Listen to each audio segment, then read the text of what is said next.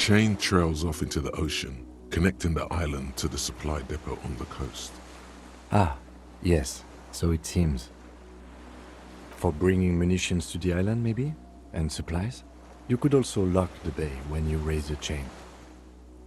As a defensive measure, lock it off that side of the bay. From enemies. Enemies of the commune of Revachol. This sea fort was a revolutionary fortification, I believe.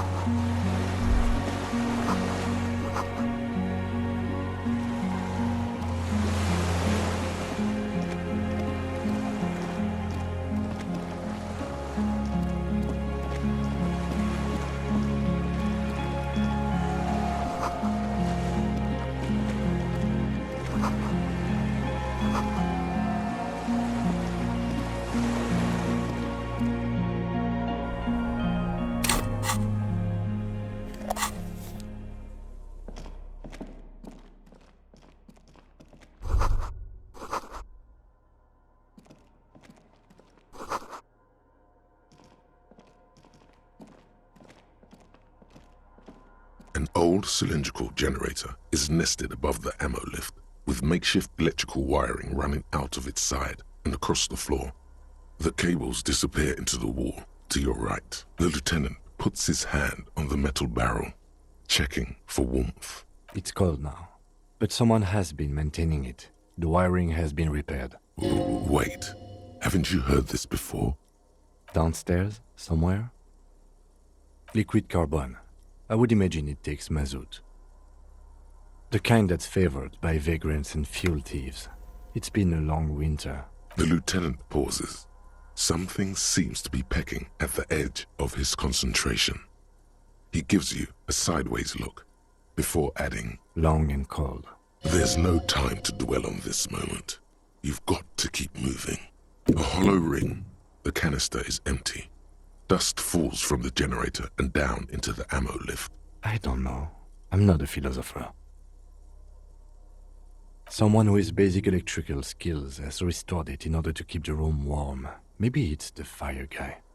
The wind outside picks up suddenly with a faint howl. Inside, it's warm.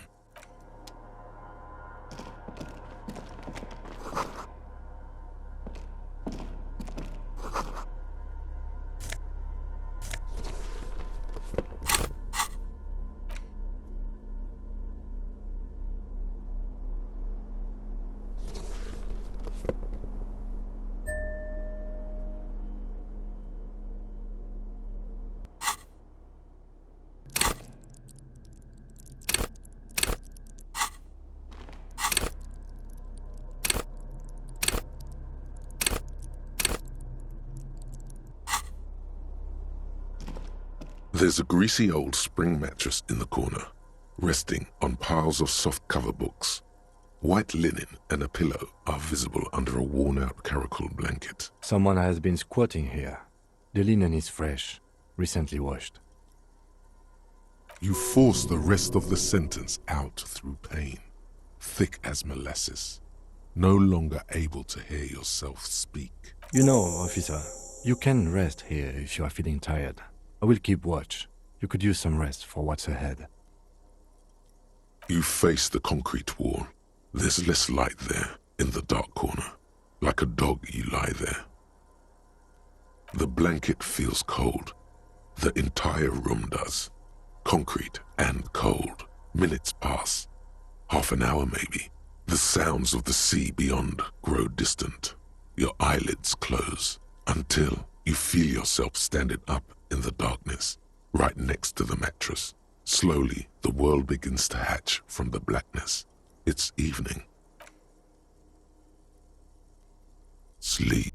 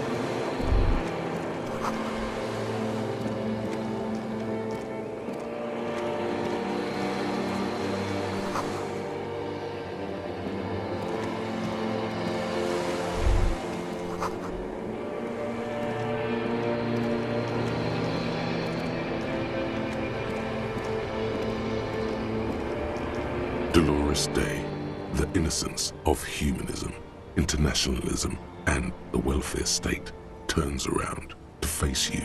She has an airship airbag in her hand. She seems to be in a hurry. Okay, don't say you need to talk right away. Melt the ice first. This way you're already talking, but you don't even want to talk to her. She would only be cold and mean. Let her go. Let her go? This is the holy queen of the territories of Muindi and Insulinda. Think of the historic knowledge we could glean. This is a once-in-a-lifetime opportunity to win her back. Hey. I'm doing really good, actually. Both professionally and romantically. I've come to a fulfilling and peaceful period in my life. Well, how are you doing, Harry? Well, I'm in my head too. We're all in our heads. Sometimes, not as often as I used to. So much time has passed. More than it seems here. This is everything I always warned you about. I'm sorry. I was heading to the aerodrome. I just don't have time to... She means she doesn't have time to tend to your emotions. She sighs and looks over her shoulder. What are you doing? Stop saying things like that. I'm going to Morova. To live there, in Grad. It's 1,000,000 kilometers away, Harry. Might as well be another lifetime. Just my scepter, my globe cruciger, a spare silk gown, a toothbrush, travel documents, the crown of immortality. Oh, this. This is just a wreath. The crown of immortality is made of rarefied light, mana and raw palladium. It was passed on to me by the rulers of late antiquity. She looks at the suitcase, not knowing what more to say. Then, over her shoulder, silence. Her nuptial gown flows in the wind, wraps around her holy body. Anyway. No, Harry. It's just regular skin. I'm not as beautiful as you always thought I was. Let's not get into... She does not answer. There's that expression again. Silence. A distant wind blows. You can't think of anything pretty to say. No, Harry. No. I don't want a massive, epic showdown. I want to go to the aerodrome. I have tickets for the 10:20 flight to Morova. Really. We don't have anything to talk about anymore. Every combination of words has been played out. The atoms don't form us anymore. Us. Our love. Our unborn daughters. It's all gone. I have to go to the aerodrome. I have to leave Revachol and you. And you have to be alone. In hell. Forever. That's just the way it is. Oh God, whatever you do, don't try to kiss her yet. Not after that. You're still reeling. You'll fall over if you try now.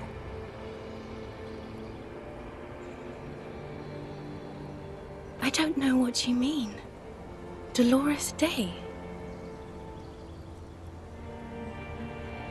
Oh, Harry, you shouldn't have done that.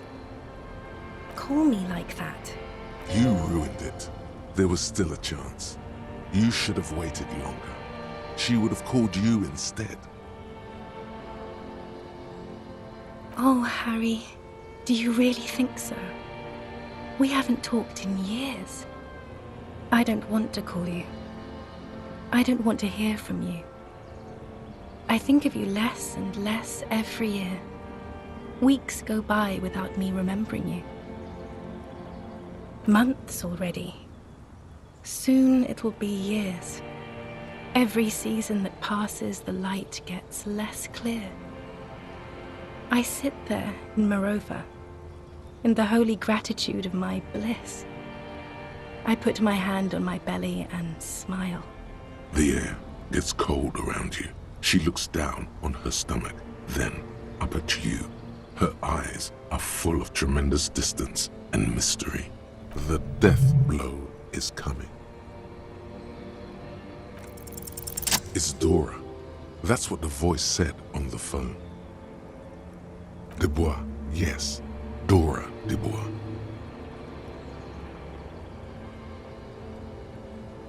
Oh no, no, no, no, no. We're not doing that again. That was not the death blow yet. You saved yourself. For now. Keep stumbling around and it will happen. The morning? I don't understand. Oh my God, Harry, stop. I don't want to hear anything about the morning. Mourning someone who's still alive. Any of that. I can't do that anymore. I'm not 80 years old, I'm 32. People my age are not supposed to mourn. Wasn't I Dolores Day just a second ago? Now I'm the X thing? You're confusing me. Look, I have to be at the Lausanne Aerodrome at 10:20 p.m. I still have a light rail to catch. I haven't even bought the tickets yet. We all told you. Everyone warned you. Everyone. Literally all of you.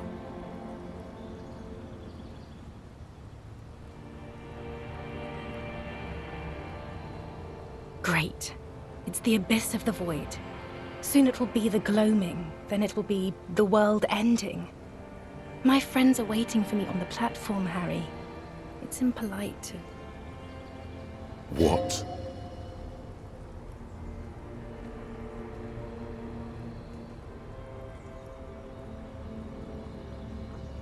I will. 1,000 times you beat an animal. 1,000 times you've raised that fabric. What is underneath has always calmed you, centered you, made you sane. In your mind, you could still climb inside her bed.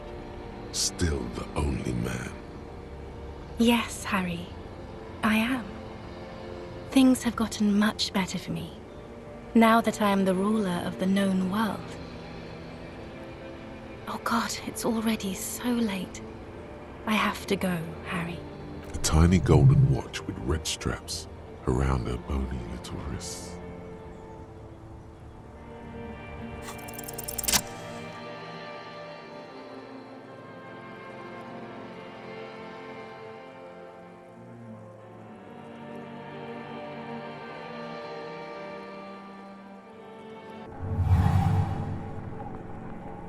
With your feet trembling from the steps you took, tepid and fearful, you stand against her, her body close to you, radiating warmth. With your eyes closed, you move your lips on her mouth. She is not kissing you back.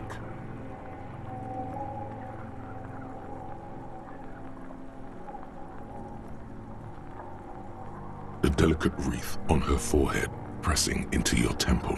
The silver is cold from the spring evening air. This was not about failure or success. This was always going to be horror. I should not have suggested it, and you should not have listened to me. Her chest rising like a pillow, warm exhalations against the side of your mouth, her tender soul moving through her lungs, hidden, distant, kept safe from you. Feels like soft fuzz, a bird covered in down feathers, brushing against your broken capillaries, the world's most precious material, reserved for those she lets close enough to feel it. Her hand does not return the grip. Her body is rigid. A current of unease courses through it. Distrust. For you. The curve of her spine, her shoulders hunched. She keeps herself stiff, her center guarded from your motions, unresponsive to your guidance. Nothing, just pillows against you. Unresponsive, but for the taste of apricots. The moment is ending. She is going to move her face away from yours.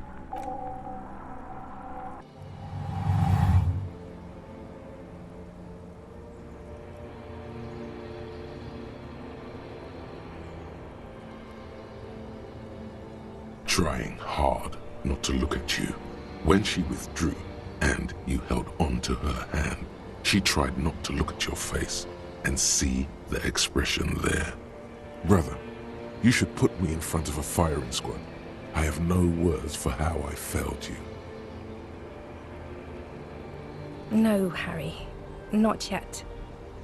There is one more thing you have to see. I'm pregnant.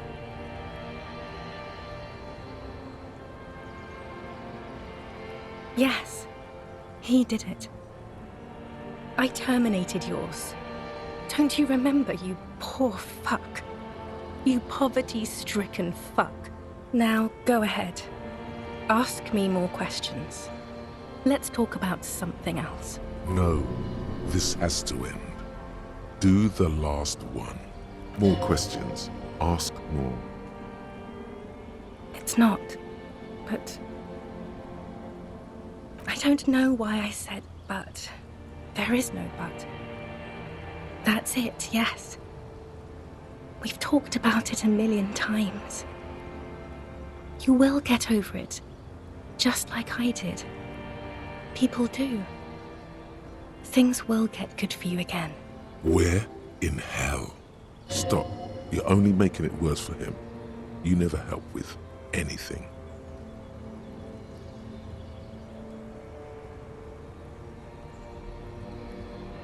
See? It just takes some time. For you, I think it'll take something like 20 years, maybe. It was hard for me too. I used to think I couldn't live without you. But I can. She keeps her shoulders squared and her back straight. But it's clear you're still making her sad. Yes.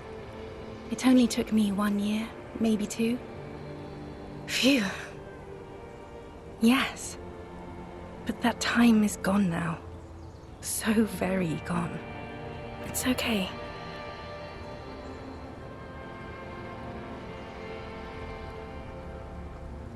No, Harry. We can't. We already tried again, and it didn't work. Is that how it is now? We should just try all good things twice and then give up. By that logic, not you too.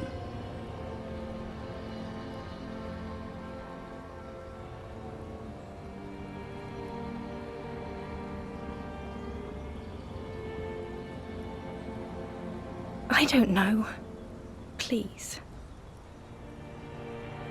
Harry, we can't be together because you're insane. She avoids turning them to you.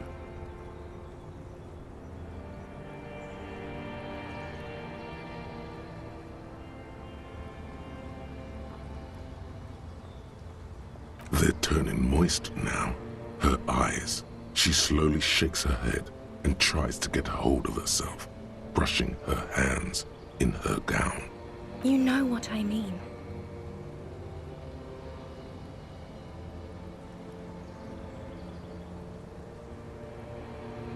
A little down. You've worked there for so long, you can't even talk like a normal person anymore. It's always lists with you. Questions. Questions? Did someone say questions?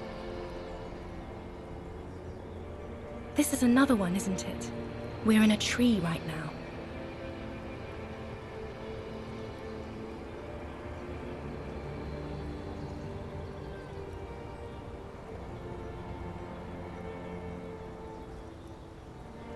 In descending order, usually.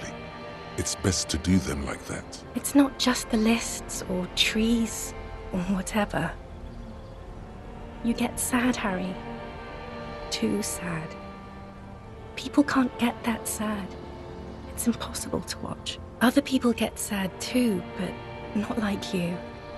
You stay down for too long. Until you start giving your thoughts names and talking to things. In conclusion, you're ill. You're an old, insane man. And you have to be in hell until the end of your life. And I have to go to Morova.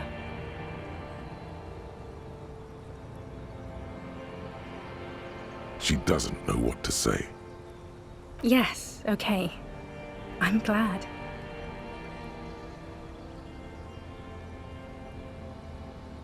It doesn't sound like you're better at all, Harry. It doesn't even sound like you're a moralist. It just sounds like you want to win me back or something. I don't want you to try that anymore, okay? It's too sad. I need to go. Total annihilation. We got annihilated, Harry. It wasn't about responsibility at all. It was always only about you having no power at all. Over her, yourself, anything. That's why they didn't take you on that airship. You're insane without her.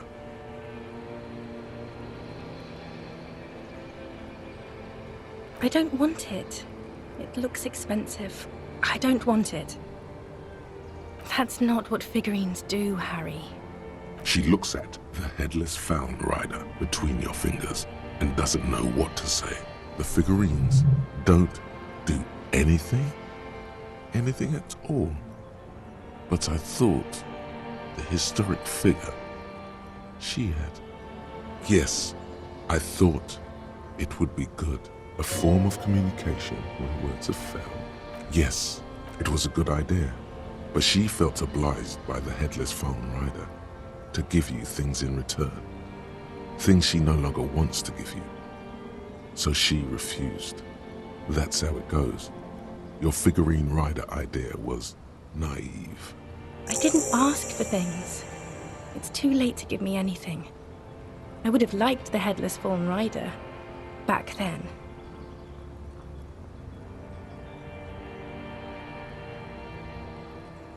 We both said a lot of things. We were very young. It was her. I can feel it. I can see it in her tender long fingers, in her wrists. Her hand wrote it, said those things. As Queen Regnant, I write a lot of letters.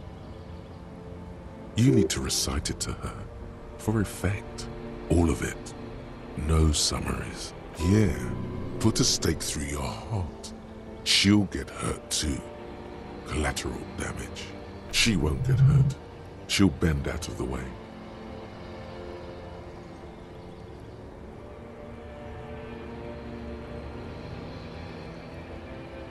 Please, Harry, I just don't have time for this.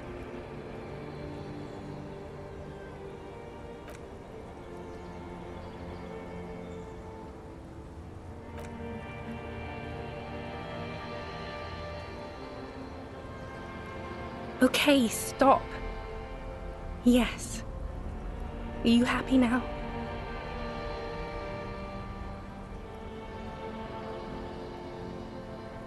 Then why are you doing this? Very well. I wrote it. It was morning. You slept. There was hoarfrost on the ground when I left, on Voyager Road. It was autumn. The first autumn. But Harry, please understand, it was 1,000,000 years ago. No, it was 100 million years ago. I was someone else then, filled to the brim with love for you, hanging on your every word. Oh, Harry, you were the coolest. But I am no longer that person.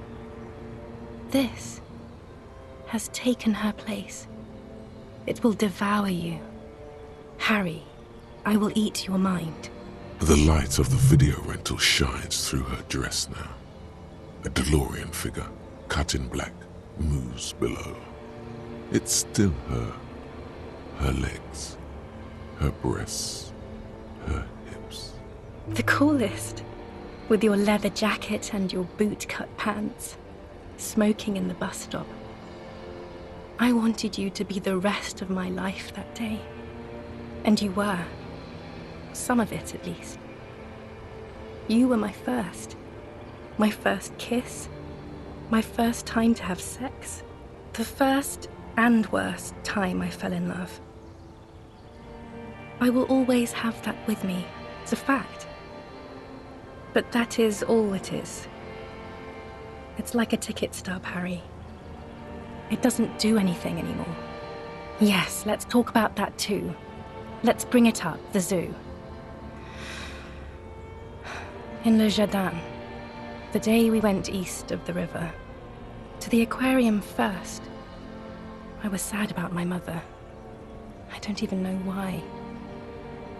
The shimmer of the fish tank on my face, the octopuses.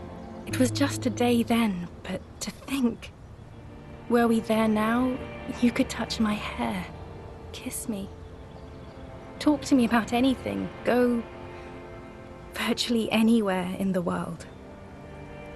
Not like now.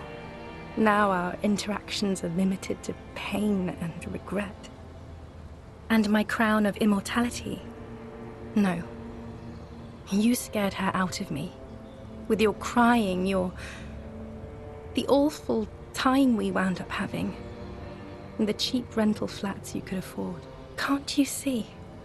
I can never think you're cool again. I can only think that way about new people. You're a better man now. More level-headed. More normal. No, it's too late. I found someone for whom I feel the same love I did for you. Only this time, he is more careful. He will not lose me. It will go somewhere. It will grow. Your heart burns. Through the blackness, you feel the trickle of blood on the mattress below you. Harry, do you notice how none of this is very funny?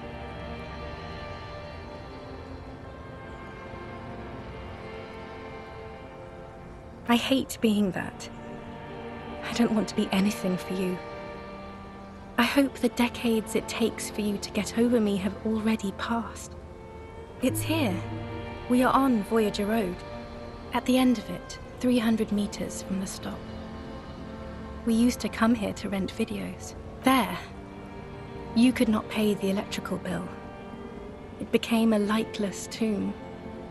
The years you spent training for the militia, my parents' money, it was not good.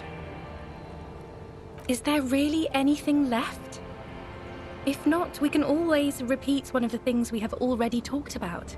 Talk about it again. If you do not feel like doing that, you should let me go to the aerodrome.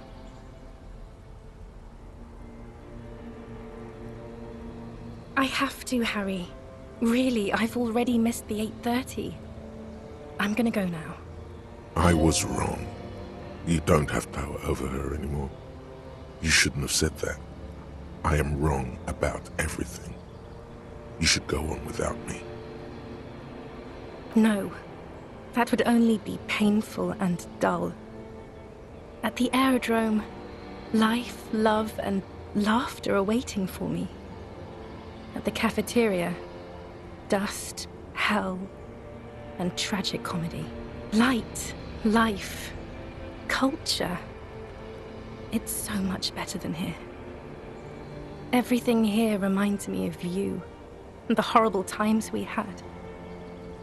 The nights we stayed up fighting for our dying love. I have to wipe it all off me and be clean again. I want to be a good person again. Not this. Not what you made me into. That was someone else. I betrayed her, overwrote her, and I'm happier for it. And I'm really going now. The time is up. I must be on the 10:20 flight. I won't see you, but you will see me. Oh, Harry, this is a dream. Can't you see? I'm already in Morova by now. Who knows how long ago this happened? A year? 2? 5 years ago? Right here, tomorrow night. Once this dream starts happening, it keeps happening. 3 times a week, at least. And Harry, it really, really looks like it started happening again. There's the video rental. I'm suffocatingly beautiful. And young. And I smell of tutti frutti chewing gum. Like I did that time when I asked you for forgiveness. After leaving you the first time. So long ago.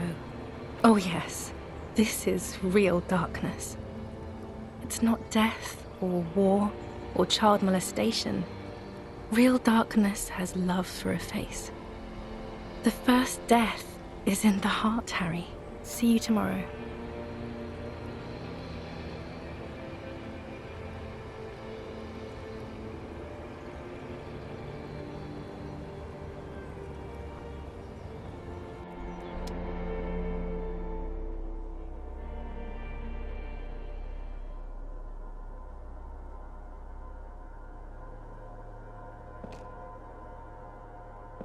You're up quick.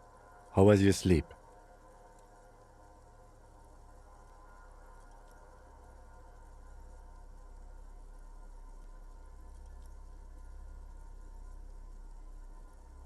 Of course. I was just thinking maybe you've torn your stitches. Are you ready to move on? Are you sure you're okay? You thrashed around and you bolted up, half covered in blood from your wound. I did not want to wake you. Perhaps I should have? Was it a job dream? The lieutenant nods solemnly. I understand. We've all been through similar things. It can be overcome.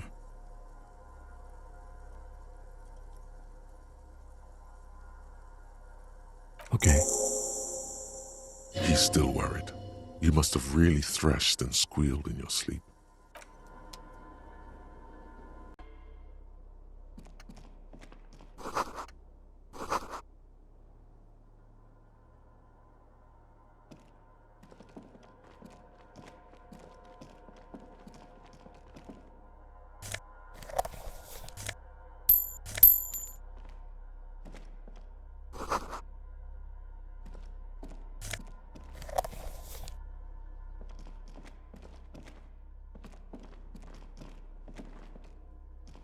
You see a small metal door nested inside a larger one, a heavy steel blast door. There is a conventional keyhole above the handle. It's very small. Maybe this is one of the doors we don't open? He's right. It would be better to open its big brother. A powerful engine hangs under the ceiling. It must control the blast door. I think there's a console just southeast. Let's look around. Getting the blast door open seems like the best plan.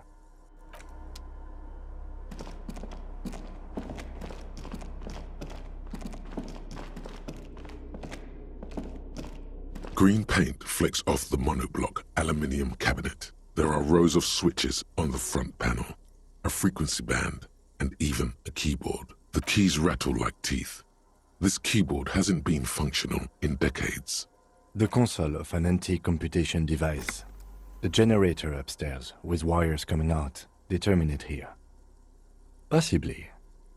Urgence, ouvert, allumé, radiodiffusé.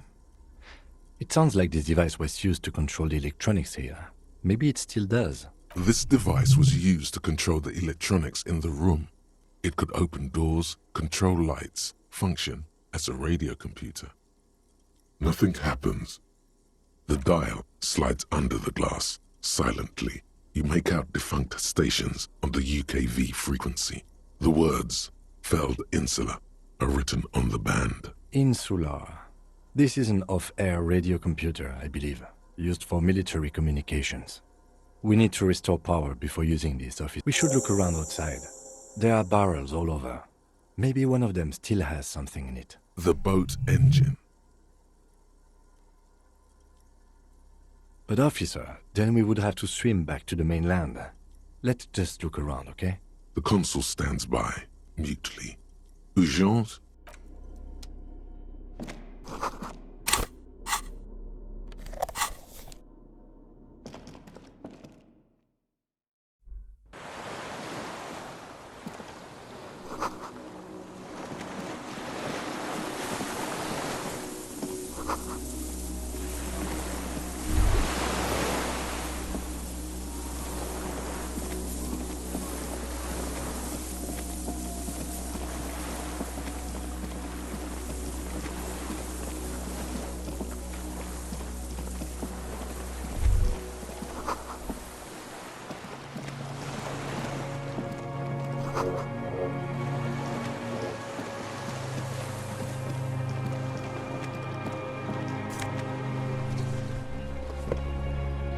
There's a rain-soaked mattress on a concrete slab, only half covered by the crumbling roof.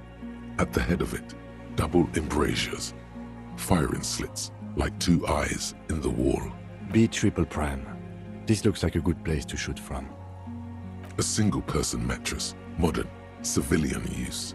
Brand name, Marjorie. There's a fuel stain on the cover, along with cigarette burns, and an empty can of beans on the ground next to it, filled to the brim with cigarette butts. The silhouette of a tobacco picker adorns the paper filter. The brand, Tio Moteri. I may have been wrong when I said it wasn't important. This means the same person could have visited both locations. I didn't see any signs of smoking inside though. If people live there, they keep it tidy. This here may also be a smoking spot. There's a firing slit in the wall in front of you, like a little window, quite old and grimy from years without cleaning by anything other than the rain.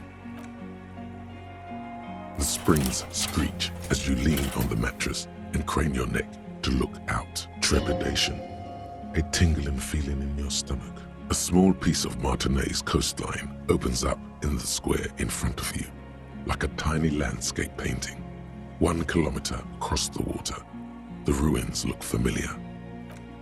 The red chimney and collapsed back of the 4-story tenement in front of the Whirling in Rags, Rue de Saint-Ghislain, 10, the doomed commercial area. A towering skyscraper, its top floors shaved off by artillery fire, Capeside apartments, Rue de Saint-Ghislain, 33A and 33B. The box-shaped silhouette of the Whirling in Rags. Its sloped roof, a tiny fleck of light catches your eye on the rooftop, sunlight reflecting off the upstairs window of Clausia's room. Do you have a line of sight to the window? I can see it, through the scope of a rifle. The shooter would be prone, lying on a mattress, barrel resting on the embrasure. Cheek against the cheek rest, hand on the hair trigger, on a calm day like this. Good. I think we have it, Detective. The origin of the shot. This is the sniper's nest. Affirmative. In our defense, nothing pointed here. Many leads pointed elsewhere. Don't beat yourself up, officer. We did not put guns in their hands or get them drunk. The lieutenant pauses. Regret comes over him. We will make up for it. Here. I feel it. Where? I have always assumed it's someone local. We should move now.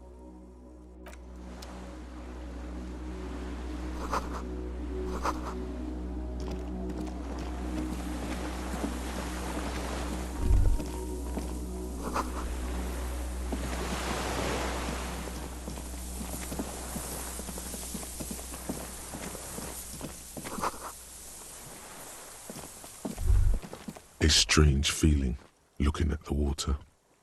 Maybe you should just wander off into the sea, leave it all, and walk in with a bottle in your hand. Always. Perhaps there's someone there, under the water, waiting for you. Baby, you know it's going to hurt. Yes, cold and still. But love is warm, like the inside of her mouth. Yes. No, we're not starting with that. Not now, not this time. This thought is over. In the still mirror of the bay, you see Martinez, reflected. Tall edifices of ruins reach into the water, like shimmering towers. And the shacks too. Pine trees and motor lorries, upside down. Islets and posts, like stepping stones, lead into the water in front of you. Go. Step in. It's been too long.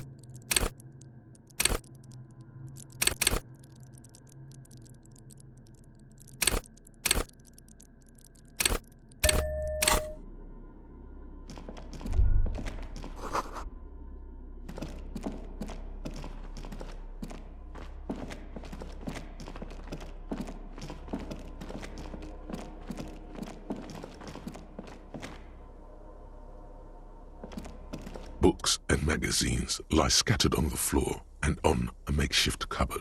They are not particularly well organized. Most are soft covers, serialized fantastique and detective stories from the 20s and 30s. This disparate digest includes the classic Animal Adventures, among what is mostly commercial fiction and serialized stories. You find a magazine cathodique for electrical engineering. Then it's back to pulp. Light erotica, an international thriller about circuit benders. Someone's made themselves a home. Not that you can tell.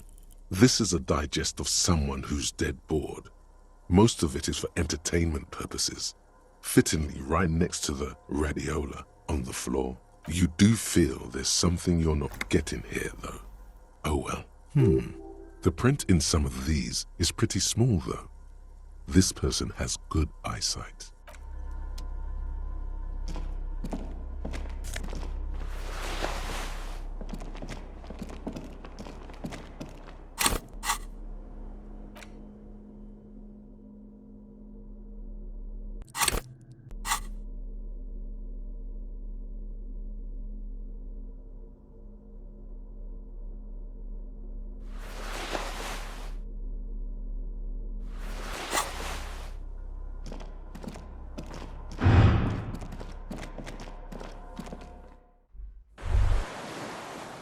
ICM? This feels familiar somehow. Insulindian Citizens Militia. It's the official name of the Communards Army, the black and white army of the revolution. Sounds an awful lot like.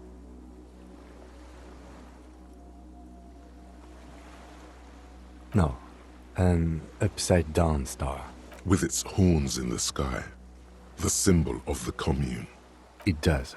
The RCM may descend from the ICM. It's impossible to say. It was chaos after the war. The name was good for getting people to join us. Revachol West was mostly workers and criminals. Nice political thoughts rush through your neocortex. A mediocre athlete would pant from dragging around his body on a busted crutch. But not you. You're thinking about politics, with blood dripping down your thigh. That's just a coincidence, officer. The Co-Mail was founded in 32. No, that's the uninhabited archipelago. A DeLorean-era symbol of Insulinda, known as the face in the sea. After 44 years? That's not nearly enough to hide what happened here, Lieutenant Freighter. One of these barrels was still leaking fuel, as you saw. The city is full of things like this. Old bullets, guns, fuel.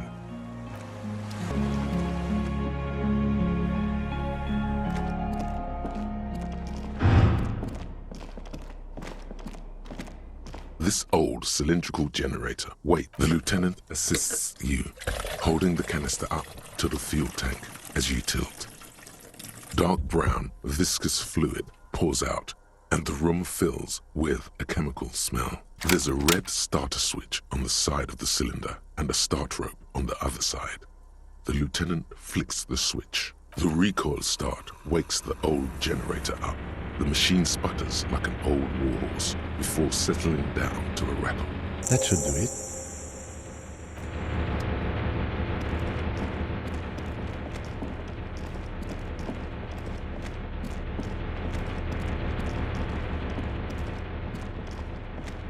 A dim golden It's on. Turn emergency open. automatic boot. The blast door opens with a series of clicks. A shaft of light appears, then widens as the light shines in.